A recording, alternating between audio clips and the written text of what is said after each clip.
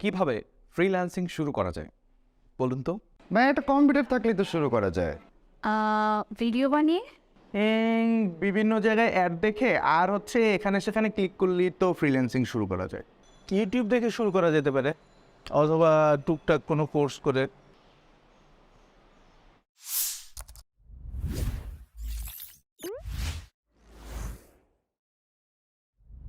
Freelancing শুরু করার 5টা সহজ স্টেপ শিখব এই ভিডিওতে। So let's start. ফ্রিল্যান্সিং শুরু করার প্রথম ধাপ একটা স্কিলকে প্রপারলি শেখা। আপনি ফ্রিল্যান্সিং করতে গেলে আপনাকে যে কোনো একটা স্কিল খুব ভালোভাবে শিখতে হবে, জানতে হবে, পারতে হবে। অ্যান্ড দেন আপনি ওই স্কিলটাকে সেল করে আসলে ফ্রিল্যান্স মার্কেট প্লেসে কাজ করতে পারবেন। সো প্রশ্ন এখানে থেকে যায় যে ভাই আমি আসলে ফ্রিল্যান্সিং তো করব, কিন্তু কোন স্কিলটা আসলে শিখব? সেক্ষেত্রে আমি আপনাদেরকে দু একটা সাজেশন দিতে পারি। যেমন আপনারা যদি ডেটা এন্ট্রি বা রাইটিং রিলেটেড কোনো কাজ করতে চান, সেক্ষেত্রে আপনাদেরকে মাইক্রোসফট অফিস বা গুগল ডক, স্প্রেডশিট এই টাইপের জিনিসপাতিগুলো শিখতে হবে। সেকেন্ডলি, গ্রাফিক ডিজাইন যদি শিখতে চান, সেক্ষেত্রে মিনিমাম আপনাদেরকে অ্যাডোবি ফটোশপ অথবা ইলাস্ট্রেটর এই জিনিসটা শিখতে হবে। যদি ফটোশপ এবং ইলাস্ট্রেটরের ঝামেলা এড়াতে চান, সেক্ষেত্রে ক্যানভা দিয়েও আপনারা বেসিক গ্রাফিক ডিজাইনের কাজগুলো শিখে নিতে পারেন। থার্ড সেটা হচ্ছে ডিজিটাল মার্কেটিংয়ের জন্য আপনারা কী শিখবেন? ডিজিটাল মার্কেটিংয়ের জন্য প্রথমে শিখতে হবে আপনাদেরকে এসইও, সার্চ ইঞ্জিন অপটিমাইজেশন। এই একটা শিখলেই আপনি অনেক কাজ পেয়ে যেতে পারেন।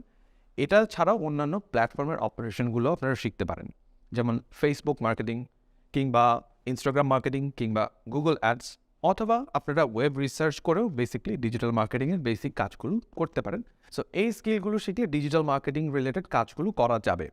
দেন ভিডিও এডিটিংয়ের জন্য আসলে আপনাকে কিছু পার্টিকুলার সফটওয়্যার শিখতে হবে। সেটা অনেক ফ্রি সফটওয়্যার আছে, ফিল্মোরা আছে, অ্যাডোবি প্রিমিয়ার প্রো আছে, ফাইনাল কাট প্রো আছে, অ্যাডোবি আফটার ইফেক্ট আছে। এগুলোর যে কোনো একটা শিখে আপনি ভিডিও এডিটিং এর কাজটা শিখতে পারেন এবং সেই স্কিলটা সেল করে আপনি ফ্রিল্যান্সিং করতে পারেন। সো এখন আসলে প্রশ্ন আসছে যে ভাই স্কিল তো সাজেস্ট করলেন, এখন একটা স্কিলকে শিখবো আসলে কীভাবে? সো একটা স্কিল সহজে শেখার 4টা সহজ স্টেপ আমি আপনাদেরকে এক্সপ্লেন করছি এখন। সহজ স্টেপের 1 নাম্বার স্টেপ হচ্ছে যে ডিকনস্ট্রাকশন। একটা স্কিল শিখতে গেলে সর্বপ্রথমে ওই স্কিলটাকে আপনি যদি ডিকনস্ট্রাক্ট করতে পারেন, তখন আসলে শেখাটা খুব সহজ হয়। And what is deconstruction? Deconstruction মানে একটা জিনিসকে ছোট ছোট ভাগে ভাগ করা। ফর অ্যান এক্সাম্পল, আপনি গ্রাফিক ডিজাইন শিখতে চাচ্ছেন এবং গ্রাফিক ডিজাইনের মধ্যে আপনি 3টা এরকম পার্ট পেলেন, যে 3টা পার্ট আসলে আপনাকে শিখলে প্রপারলি আপনি গ্রাফিক ডিজাইনার হিসেবে নিজেকে মার্কেট প্লেসে জাহির করতে পারবেন। সো সেক্ষেত্রে ফার্স্টে আপনি থিওরি শিখলেন, থিওরির জন্য ডিজাইন ফিলোসফি শিখলেন, থিওরির জন্য 1 2 3 3টা টাইপের থিওরি শিখতে হতে পারে। সেটা হতে পারে গোল্ডেন রেশিও, সেটা হতে পারে রুল অফ থার্ড, আরও কিছু রুল অফ থামস, এরকম জিনিসপাতি।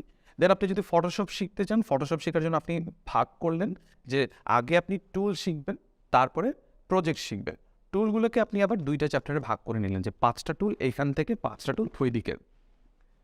প্রজেক্টের ক্ষেত্রে ঠিক সেম, যেই টুলগুলো শিখলেন সেগুলো দিয়ে আসলে আপনি প্রিন্ট মিডিয়ার জন্য কী প্রজেক্ট করছেন এবং ইমেজ এডিটিং রিলেটেড কী প্রজেক্টগুলো করছেন সেই জিনিসগুলো। ঠিক একইভাবে ইলাস্ট্রেটরের জন্য আপনি এরকম ডিকনস্ট্রাক্ট করে করে ছোট ছোট ভাগে ভাগ করে ফেললেন। যখন আপনি এরকম ছোট ছোট ভাগে ভাগ করে ফেললেন, তখন আসলে আপনার কাছে মনে হবে যে ভাই আমি যদি এই কয়টা জিনিস শিখতে পারি তাহলেই কিন্তু আমি গ্রাফিক ডিজাইনার হয়ে যাচ্ছি। সো আপনাকে প্রথমে যে কোনো একটা স্কিল শেখার আগে সেটা ডিকনস্ট্রাক্ট করে নিতে হবে।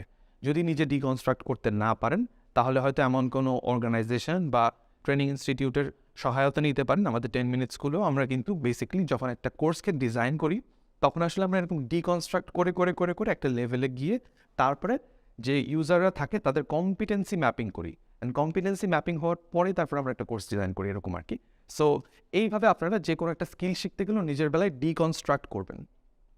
দেন ডিকনস্ট্রাকশন তো হলো, সেকেন্ড স্টেপটা আসলে কি?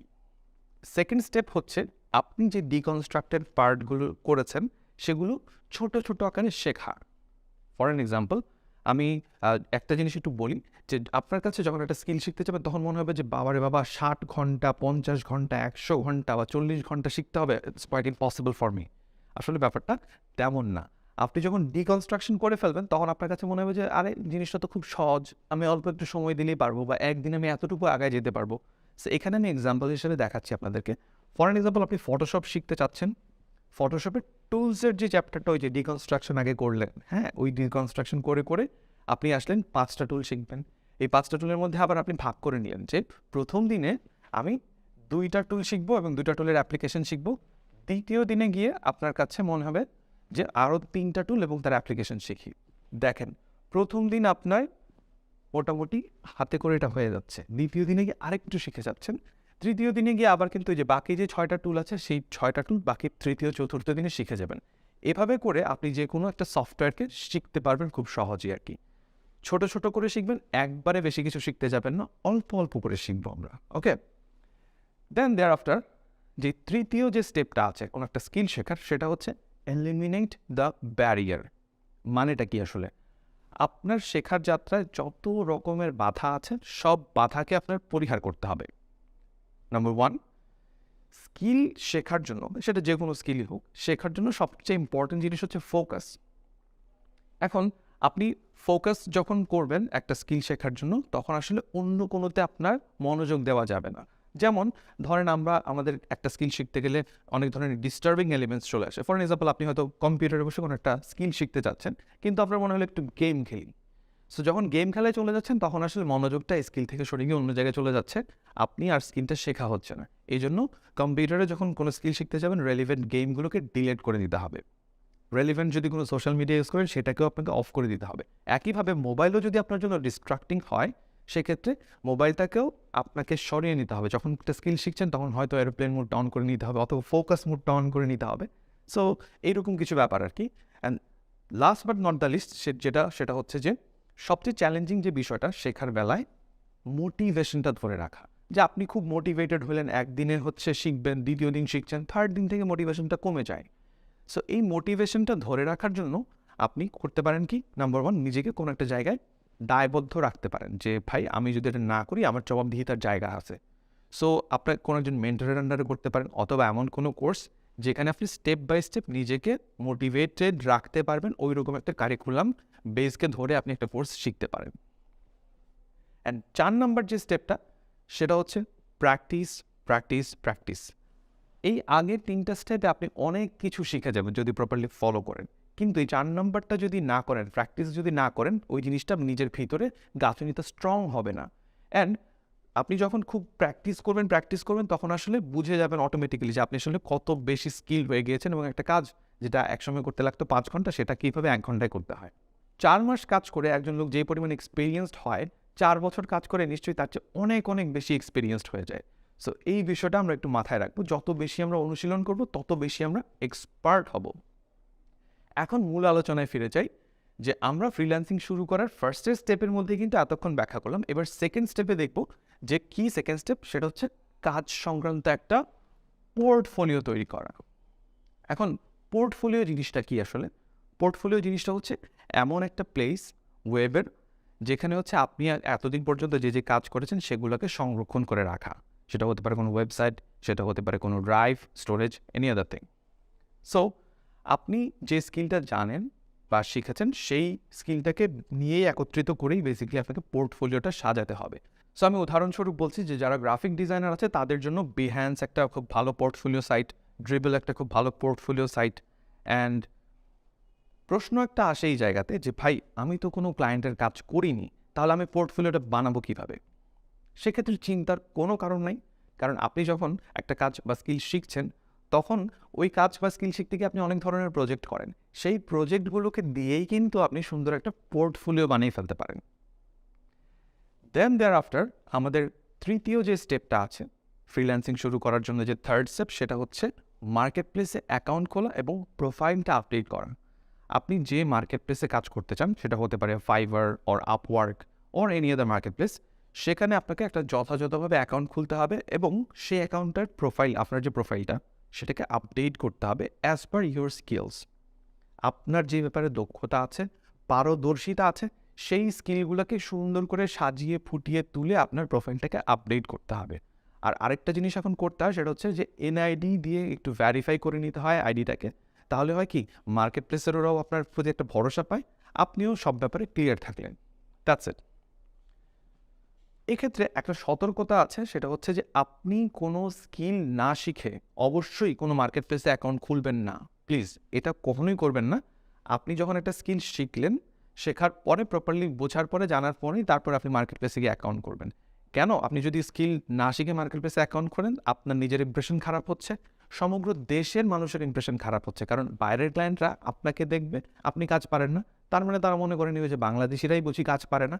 এরকম করে দেশের প্রতিও একটা ব্যাড ইমপ্রেশন তৈরি হয়। সো আমরা এটা করবো না। ওকে, দেন দেয়ার আফটার আমাদের ফ্রিল্যান্সিং শুরু করার চতুর্থ যে স্টেপটা, সেই চতুর্থ স্টেপটা হচ্ছে ইন্টারন্যাশনাল পেমেন্ট বা ডলার গ্রহণ করা যায় এমন একটা সিস্টেম আপনার থাকতে হবে, মানে যেটাকে আমরা বলি payment system. So payment system basically আসলে কী জিনিসটা? ফ্রিল্যান্স মার্কেট প্লেসে আপনি যখন কাজ করলেন, কাজের পরে যখন আর্ন করলেন, সেই আর্নিংটা আপনি কোন ওয়েতে আপনার হাতে টাকা, মানে ডলার থেকে টাকা পর্যন্ত কনভার্ট করে আপনার হাতে নিয়ে আসবেন, সেই সিস্টেমটাকে ডেভেলপ করে নেওয়া। সো বাংলাদেশ থেকে বেসিক্যালি দুইটা উপায়ে আপনি হচ্ছে পেমেন্ট সিস্টেমটাকে ডেভেলপ করতে পারেন। এক নম্বর যেটা, সেটা হচ্ছে যে বাংলাদেশ ব্যাংক কর্তৃক স্বীকৃত যে কোনো ব্যাংক যারা ইন্টারন্যাশনাল পেমেন্ট নিতে পারে। আর সেকেন্ড যেটা, সেটা হচ্ছে যে ইন্টারন্যাশনাল পেমেন্ট কোনো সিস্টেম যারা হচ্ছে ওয়ার্ল্ড ওয়াইড প্রোভাইড করছে, যাদের হয়তো কোনো পোর্টেবল ভার্সন থাকে, যেমন হচ্ছে ধরেন পেওনিয়ার বা ওয়াইস ট্রান্সফার। হ্যাঁ, এদের মাধ্যমে আপনারা এই সিস্টেমটাকে ফুল ডেভেলপ করে নিতে পারেন। যেহেতু টাকা ডলারে পেমেন্ট হবে অলওয়েজ, মানে আমরা যেসব মার্কেট প্লেসে কাজ করি জেনারেলি ডলারে পেমেন্ট হয়। সো এই দুইটা ওয়েতে আপনি ডলারকে টাকায় কনভার্ট করে আপনার হাতে নিয়ে আসার এই সিস্টেমটাকে ক্রিয়েট করে রাখতে হবে ফ্রিল্যান্সিং শুরু করার আগেই। And thereafter last but not the least 5 নম্বর স্টেপ, সেটা হচ্ছে আপনাকে যে আপনার স্কিল আছে সেই স্কিল অনুযায়ী একটা গিগ প্রিপেয়ার করতে হবে, এবং ক্লায়েন্টরা যখন মার্কেট প্লেসে বিভিন্ন কাজের অফার দেয় সেই অনুযায়ী আপনাকে প্রপোজাল লেটার তৈরি করতে হবে। সো গিগ কি, প্রপোজাল লেটার কি, এগুলো আপনারা যখন ফ্রিল্যান্সিং রিলেটেড ডিফারেন্ট স্কিল শিখবেন বা কোনো কোর্স করবেন, তখন প্রত্যেকটা জায়গায় কীভাবে ওই রেলেভেন্ট গিগ তৈরি করা যায় বা ওই রেলেভেন্ট প্রপোজাল লেটার সুন্দর করে লেখা যায়, সেই জিনিসগুলো হাতে কলমে শিখে যাবেন। আমি এখানে ছোট্ট করে বলি, গিগ হচ্ছে একটা দোকানের মতো, যেখানে বেসিক্যালি আপনি কোন ধরনের স্কিল পারেন এইটা সাজিয়ে লিখে রেখেছেন এবং আপনার অফারিংসগুলো দিয়েছেন যে এই কাজের জন্য আমি এত টাকা নিব, ওই কাজের জন্য অত টাকা নিব, এইরকম আর কি জিনিসটা। আর প্রপোজাল লেটার হচ্ছে ক্লায়েন্ট যখন আপনাকে একটা কাজের বিজ্ঞপ্তি দেয়, তখন আপনি ক্লায়েন্টকে অ্যাপ্রোচ করবেন ফার্স্টে, কাভার লেটার বলে আর কি এটাকে। সো ক্লায়েন্টকে যেই লেটারের মাধ্যমে অ্যাপ্রোচ করবেন এবং যেই লেটারটা পড়ে ক্লায়েন্ট আপনাকে কনভিন্সড হবে, আপনার সাথে যোগাযোগ করবে এবং আপনাকে কাজটা দিবে, সেটাই বেসিক্যালি প্রপোজাল লেটার। সো এগুলো লিখতে যখন আপনারা ফ্রিল্যান্স মার্কেট প্লেসে কাজ করা শুরু করবেন, তখন এগুলো আস্তে আস্তে অনেক কিছু জেনে যাবেন, বুঝে যাবেন। সো আমরা মূলত এই ভিডিও থেকে শিখলাম যে ফ্রিল্যান্সিং শুরু করার 5টা স্টেপ, যেখানে প্রথম স্টেপ ছিল একটা স্কিলকে যথাযথভাবে শেখা, এবং ওই একটা স্কিলকে শেখার আমরা 4টা স্টেপ দেখলাম যে কোন 4টা স্টেপে শেখা যায়। দেন আমরা কাজের পোর্টফোলিও তৈরি করা, ফ্রিল্যান্সিং শুরু করতে গেলে সেকেন্ড স্টেপ কাজের পোর্টফোলিও তৈরি করা। থার্ড স্টেপ হচ্ছে মার্কেট প্লেসে অ্যাকাউন্ট ওপেন করা এবং প্রোফাইলটাকে সেই অনুযায়ী আপডেট করা। ফোর্থ যে অপশনটা ছিল সেটা হচ্ছে একটা ইন্টারন্যাশনাল পেমেন্ট সিস্টেম আপনার বিল্ড করা। And last but not the least যেটা ছিল সেটা হচ্ছে মার্কেট প্লেস অনুযায়ী গিগ তৈরি করা অথবা ক্লায়েন্টকে যথাযথভাবে প্রপোজাল পাঠানো। সো আশা করি এই ভিডিও থেকে আপনারা ক্লিয়ার কাট বুঝতে পারলেন যে ফ্রিল্যান্সিং শুরু করতে গেলে কী কী লাগে। খুব ইজি 5টা স্টেপ, এই 5টা স্টেপ দিয়ে মূলত আপনাকে ফ্রিল্যান্সিং শুরু করতে হবে। সো আজকে থেকে আপনারা আশা করি মোটামুটি সবাই ক্লিয়ার যে আপনাকে যদি ফ্রিল্যান্সিং শুরু করতে হয় তাহলে কীভাবে, কোন স্টেপে, কোন কোন উপায় অবলম্বন করে ফ্রিল্যান্সিং শুরু করতে হবে সেই ব্যাপারে একটা ক্লিয়ার ধারণা পেয়েছেন। দেখা হবে আপনাদের সাথে পরবর্তী ভিডিওতে। টিল দেন টেক কেয়ার, আল্লাহ হাফেজ।